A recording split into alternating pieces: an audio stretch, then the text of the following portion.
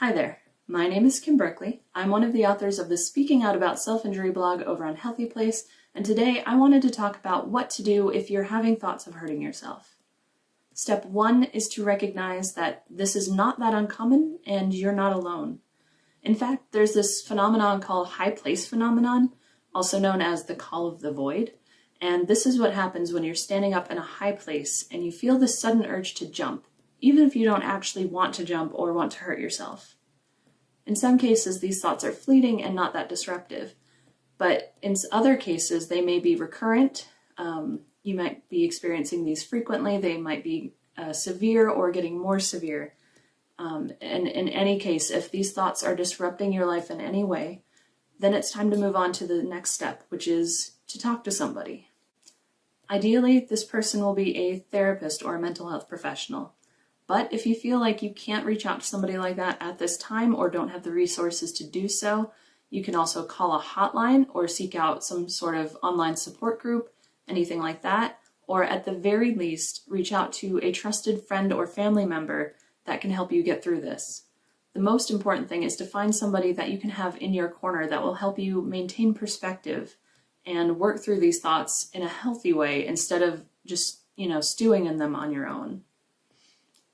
The third step is to find a healthy coping method, or several, that will help you get through these thoughts in a better way than hurting yourself. Now, again, if you're working with a therapist or some kind of professional, this person can help you efficiently figure out what it is that will best help you get through these times. But even if you're working on your own, there are still a lot of techniques available to you that don't require any special training or resources. In my case, one thing that I found very helpful was cognitive behavioral therapy.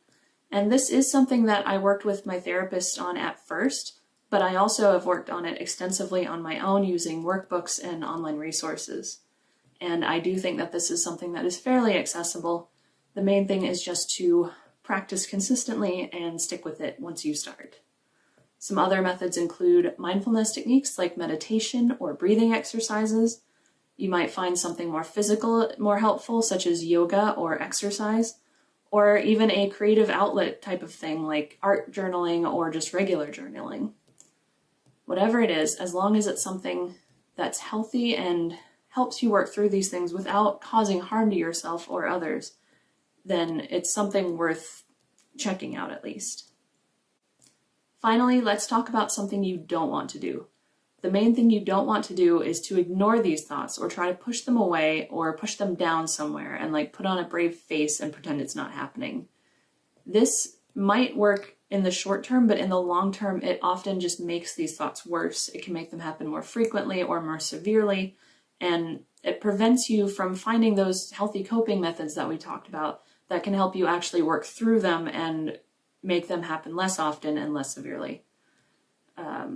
Basically, it's a lot like, when you shove a whole bunch of things into a closet trying to hide the mess, eventually that mess is going to come pouring back out at the worst possible moment. And emotions are a lot like that too. I know that's a very simplified version, but the main point here is that you don't want to just ignore what's happening or try to suppress it, because that will usually make it worse and lead you down a road you don't want to go down. So yes. Hopefully this video has been helpful. If you have any questions, comments, or concerns, please leave a comment on the blog and I will get back to you as soon as I can. Otherwise, I will see you in the next video.